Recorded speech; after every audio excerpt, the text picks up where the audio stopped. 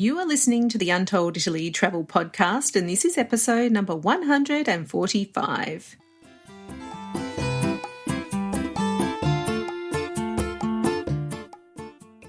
Ciao a tutti and benvenuti to Untold Italy, the travel podcast where you go to the towns and villages, mountains and lakes, hills and coastlines of Bella Italia. Each week your host, Katy Clarke, takes you on a journey in search of magical landscapes, history, culture, wine, gelato, and of course, a whole lot of pasta. If you're dreaming of Italy and planning future adventures there, you've come to the right place.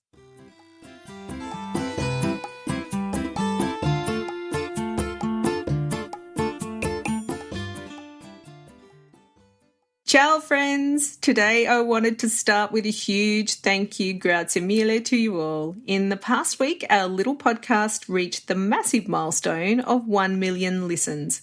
Grazie, thank you to everyone for tuning in and sharing our love of Italy and especially its lesser-known nooks and corners. Untold Italy was launched just before the pandemic, and to this day I can't really say why I persisted with weekly episodes, but I just knew I had to, and I'm so glad I did. I love introducing you to our guests and the meetings, experiences and connections that have been made as a result of Untold Italy. It truly fills my heart with joy.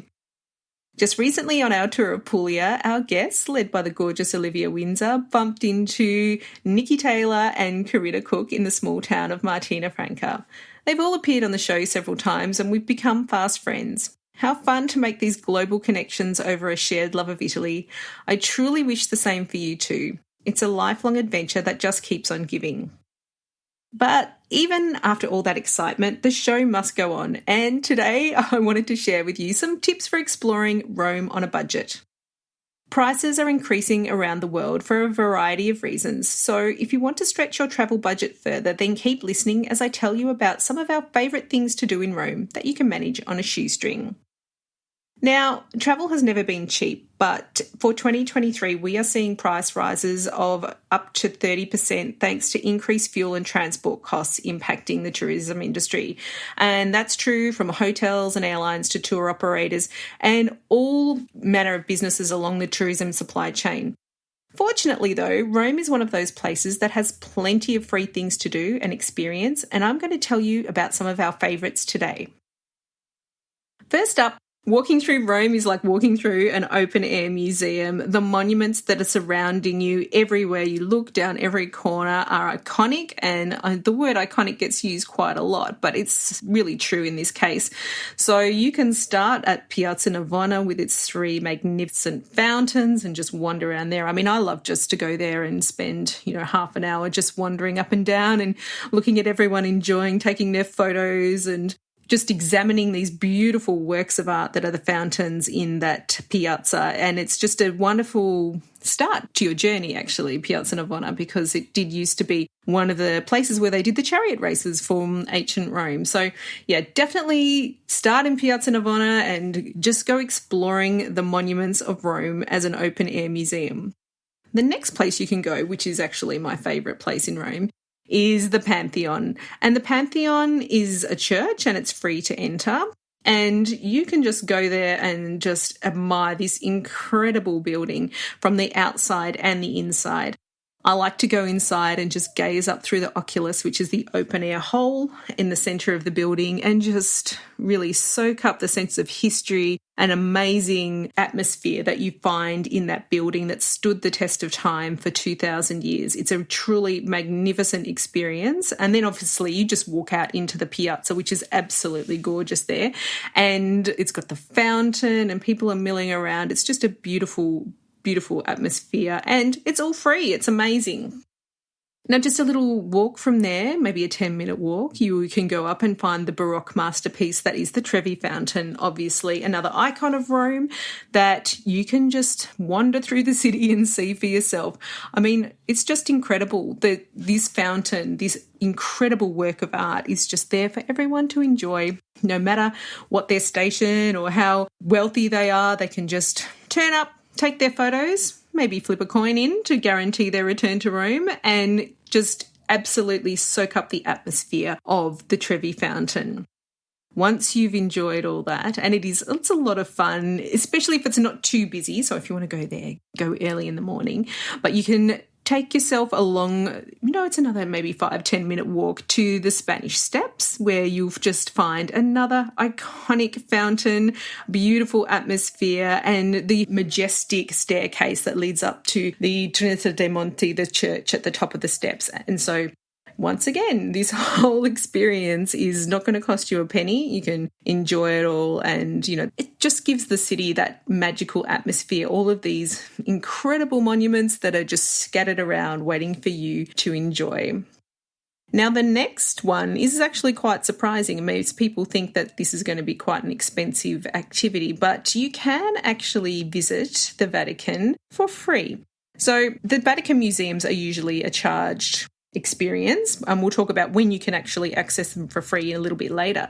But St. Peter's, the Basilica, and the Vatican City, the area around St. Peter's Basilica, that's all free to enter. So you can go into the Basilica and experience it for yourself, and there's countless works of art inside St. Peter's, plus the magnificent piazza out the front and the fountains, all free. You can just go wander in, soak it all up, and you don't need to pay anything unless you want to do something like go on top of the roof or go down into the catacombs. So this is something that's quite surprising to people. And, as a mum with kids, the Vatican Museum's probably not our top of our list of things to do because they're very small and they wouldn't really appreciate the priceless art that's in the Vatican museums. But it's great to just go wandering into St. Peter's and look around for, half an hour to an hour and just explain the magnificent dome and Michelangelo's Pieta and all of that, because it's part of the city's history, it's part of the culture, and it's all there to be accessed. So you do need to line up through the security, but there's no payment required. Now, the next monument that I wanted to mention it's actually one of my favourites. It's not at all subtle. It's the Piazza Venezia and the Altare della Patria. And that's the big white building with columns that is rising up over the city. And that one is sometimes known as a wedding cake.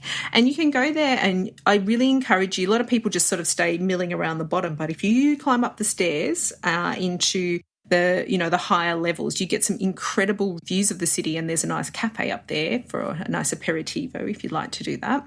Again, it's just one of those things that's, there, it's filled with symbolism and history, and it's an amazing monument, and it's all there. You can just go and explore around the main areas on your own for free, and you don't need to pay any entrance fee unless you want to go up to see the views from the top or to go to the museum. So definitely one to add to your list.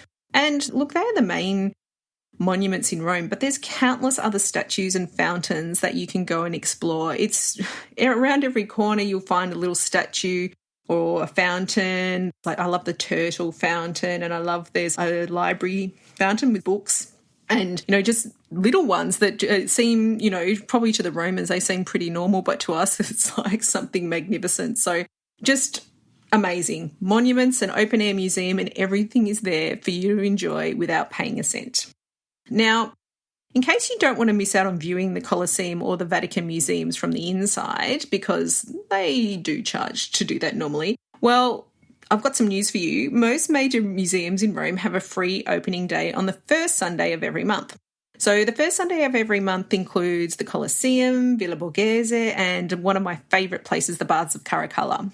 Now, you may need to pre-book your spot, but there is no ticketing fee for those days. I would mention, though, that they will be busy because people in Rome obviously like to take advantage of those experiences themselves. But, if you're really on a tight budget, there's definitely no better time to visit than on the first Sunday of every month, just so long as you're prepared to understand that there's going to be crowds there. The other one is the Vatican Museum. That's not included in the first Sunday of the month, but they do offer free entry on some last Sundays of each month when it doesn't clash with a major religious service like Christmas. So there are reduced opening hours. I believe they finish at 2:30 p.m. and it is very busy. But if you're on a budget, it could be the way to go because visiting the Vatican museums can be quite an expensive exercise. So there you have it. You can actually visit all of the main monuments in Rome for free. And in fact, you could visit Rome for 8 days over the end of 1 month and the start of another, and really get your money's worth to take advantage of those free opening days.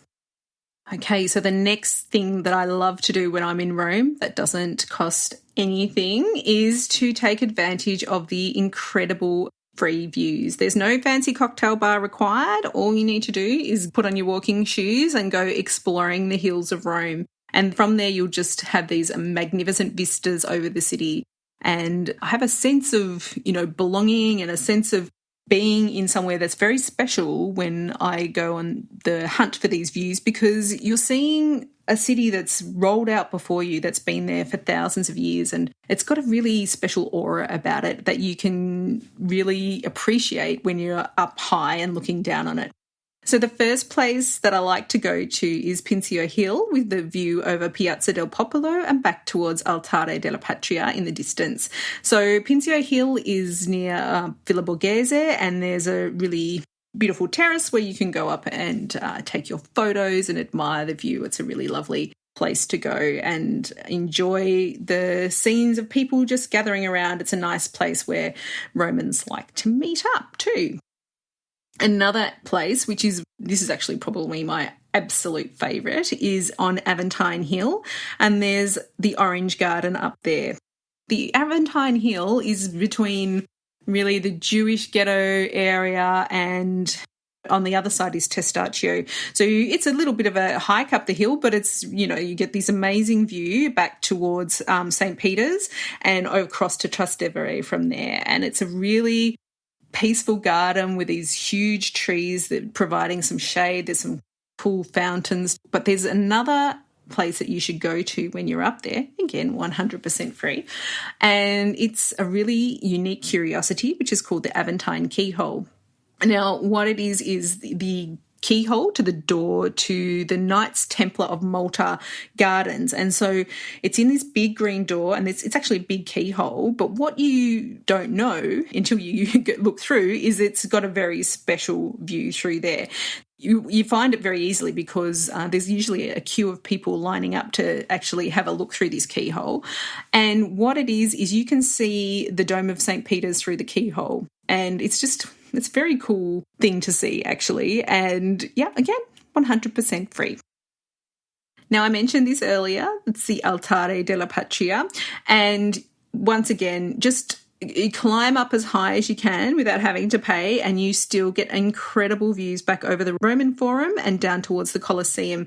In fact, some of the best photos you can take of the Colosseum and Roman Forum right down the Via del Forum. So it's got that iconic view with the Colosseum right at the end. So you can just climb up, go as high as you can up the stairs and go right to the back, and you'll have views for miles back over those really amazing historic sites. The next one I wanted to tell you about is Giancolo Hill, or Janiculum Hill, and that's at the top of Trastevere. Now, from there, you get views back over to the Centro Storico, which is where you find the Pantheon, and over the River Tiber. But you can also get slight views of St. Peter's from that side as well. But you do look down over the neighbourhood of Trastevere, and it's quite a special place where, there's like a gelato van up there. You can get a coffee, you can just wander around and have a look up there. And there's a few little curiosities you can take note of as well.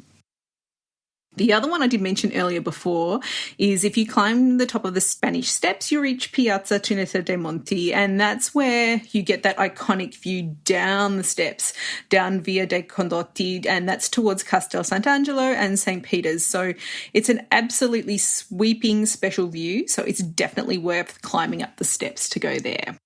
Because views, as I mentioned, are part of the experience of Rome, and you don't need anything to take advantage of that. All you need is your feet to walk there and your keen eye to soak up the views and the atmosphere and enjoy everything that Rome has spread out before you.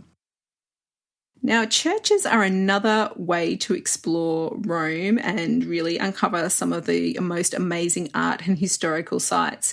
And there are over 900 churches in the city, so you could simply spend your days exploring them all. Now, here's how you can get started with that.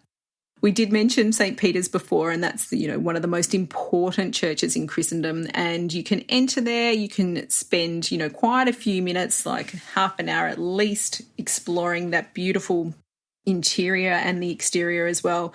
And inside the interior, you'll find Michelangelo's Pieta, which is a very beautiful and evocative piece of art. And then also just the dome, Michelangelo's dome that you can stare up at, and countless works of art. So it's a really great place to go if you want to get a little bit of an art fix for free and just explore around and enjoy some of the most important artists that have ever lived. The next place I want to tell you about is the Basilica di Santa Maria Maggiore. And this church has a Baroque facade, but inside there's one of the oldest churches in Rome that's dated from about 440 BC. Inside, you're going to find some amazing mosaics and art and artifacts, and it's a very important church in Rome and a stopping point for many, many pilgrims that want to visit the Eternal City. And it's one of those places you can go and just wander in and have a walk around, sit down. And even, I find even though I'm not Catholic, I can find a really important sense of peace when I'm in some of these churches and sitting down and sort of appreciating the sense of history and longevity that these places have had. Another church that you might like to visit is the Chiesa di Sant'Ignazio di Loyola.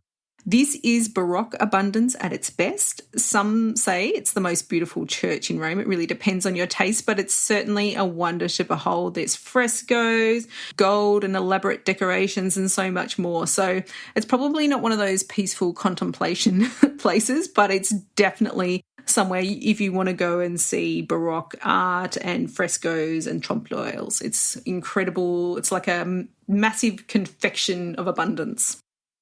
Now, this church has also a sense of abundance, but it's also very old and it's very different, and that's Santa Maria in Trastevere.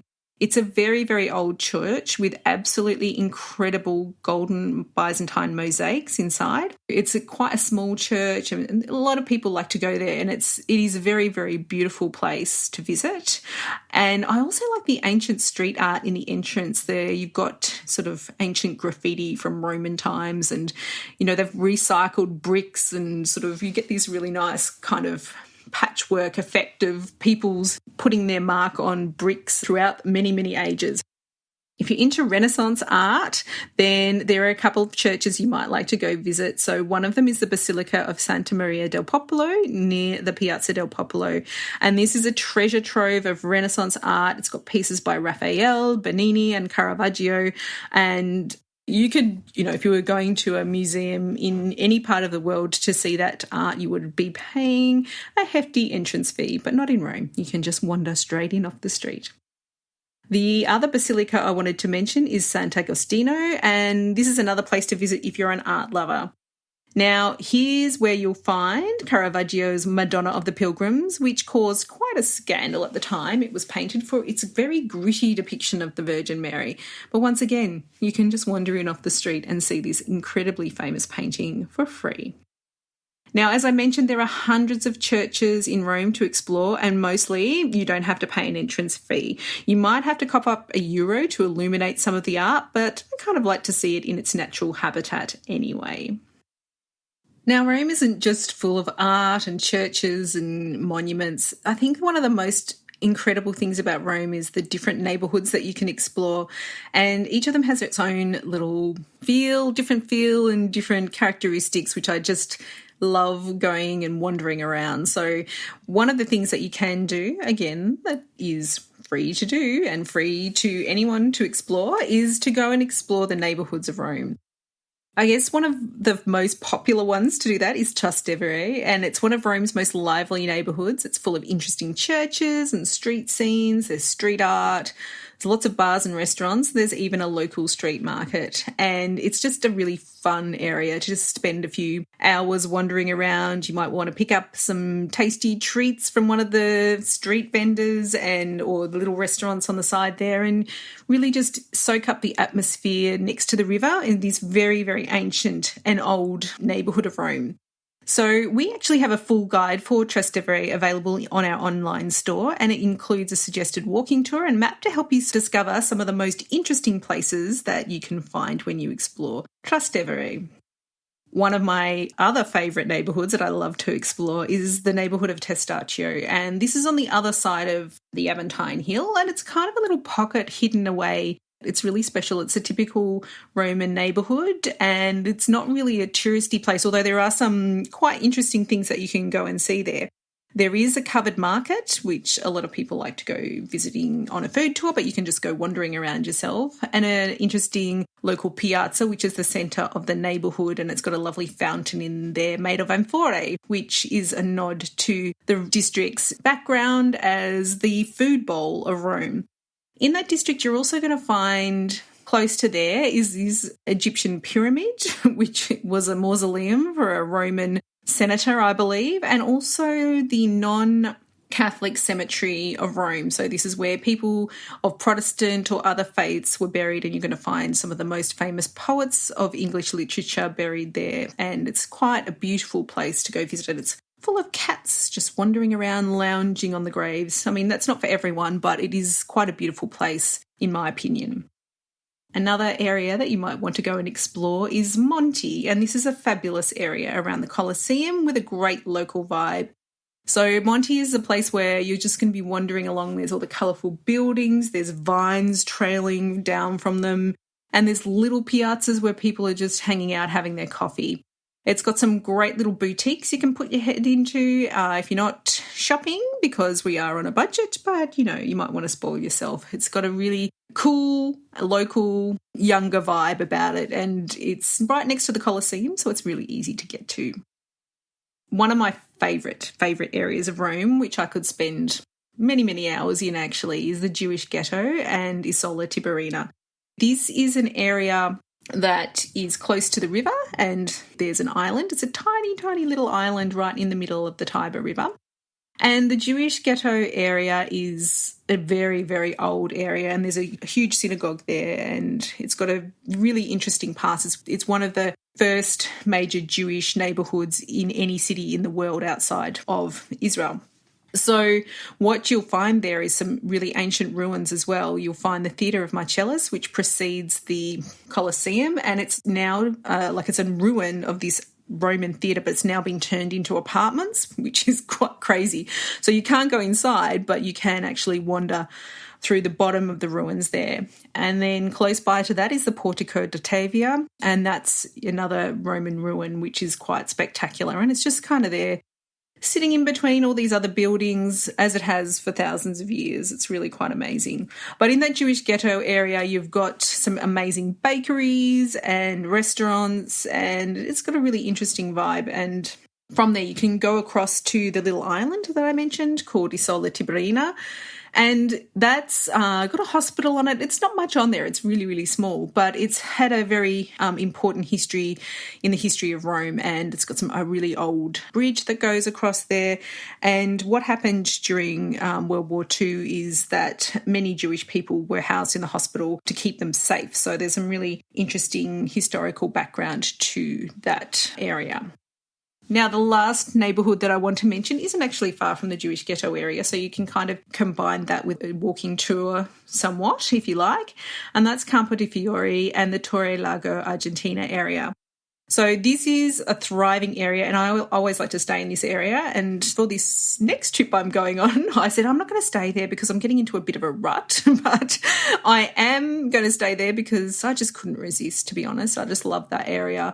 There's a lot of hustle and bustle from the market and lots of great restaurants, including my favourite, Roscioli, and its little outposts, the bakery and the cafe and all the things that I love about Roscioli.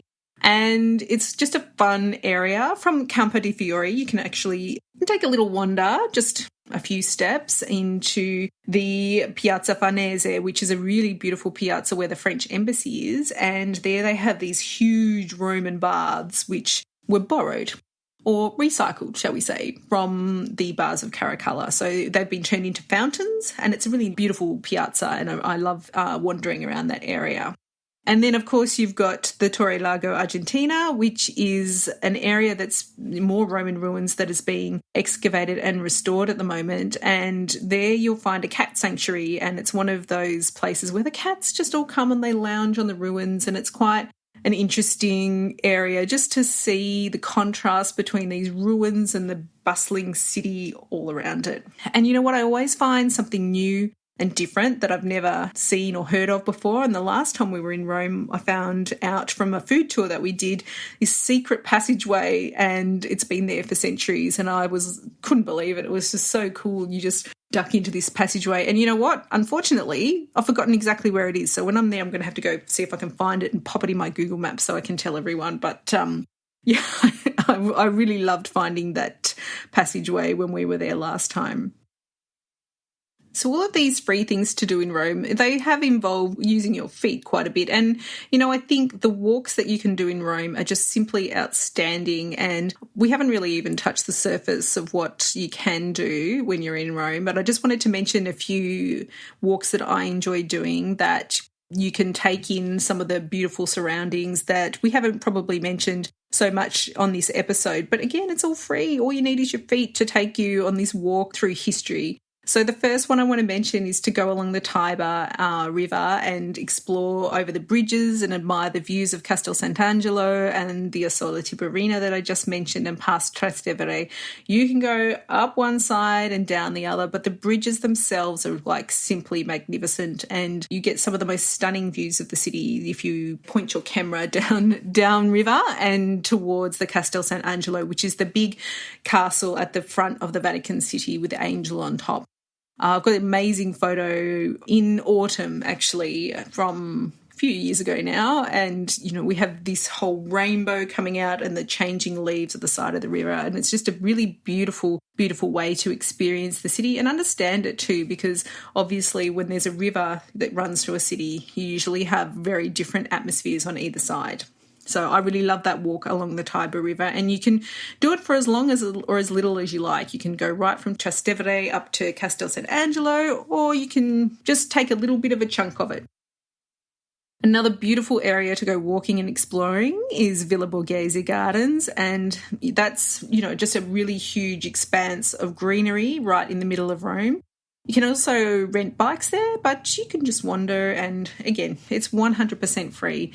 And there's a few fountains and little playgrounds. If you have kids, it's a great place to go. And yeah, it's a very beautiful place to spend a few hours, especially if it's really hot or you just need a break from all of the art and history that's around you, because it does happen. I who loves, you know, art and all of the history, sometimes it can get a bit too much. I've heard it's called the Stendhal syndrome.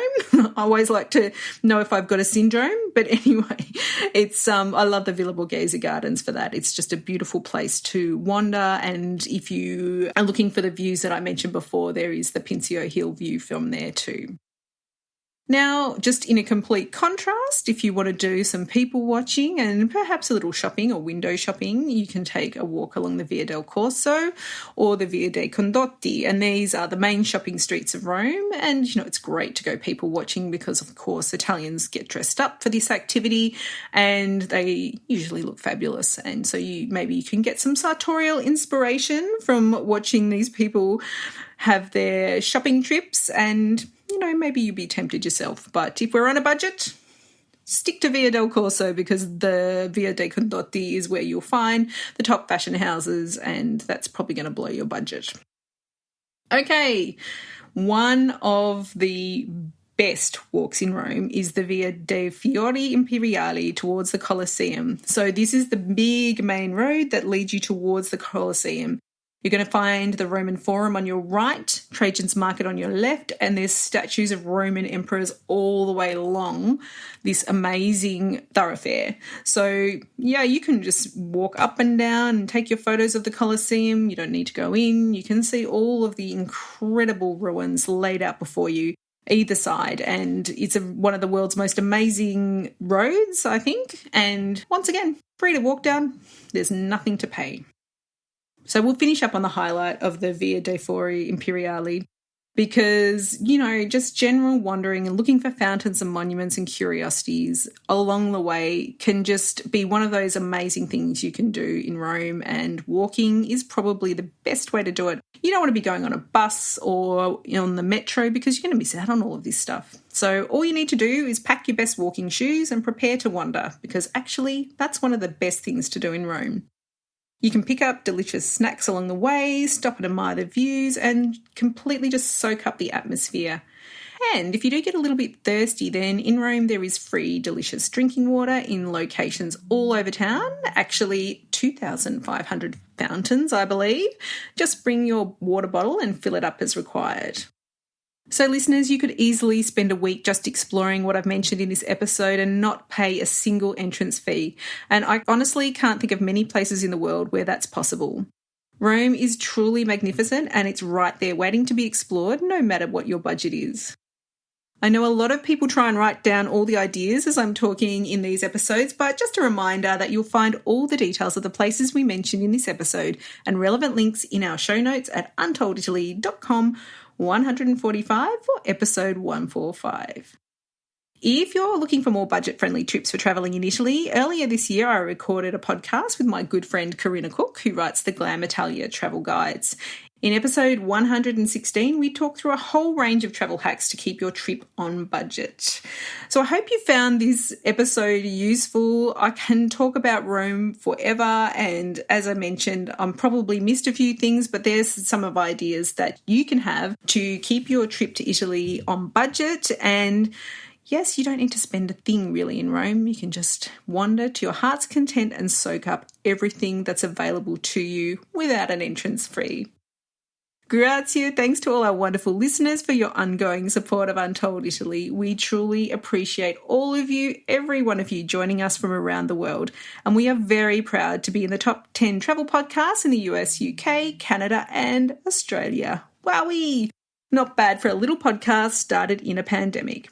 Now, we'd be thrilled if you spread the word even further so we can reach more Italy-loving travellers just like you. And the best way that you can do this is by leaving us a 5-star rating or review on your favourite podcast app, or forwarding this episode on to a friend who is planning their very own dream trip to Italy.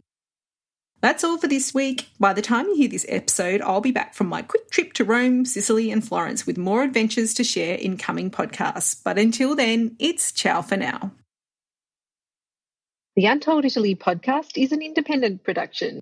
Podcast editing, audio production and website development by Mark Hatter, production assistance and content writing by the other Katy Clarke. Yes, there are two of us. For more information about Untold Italy, please visit untolditaly.com.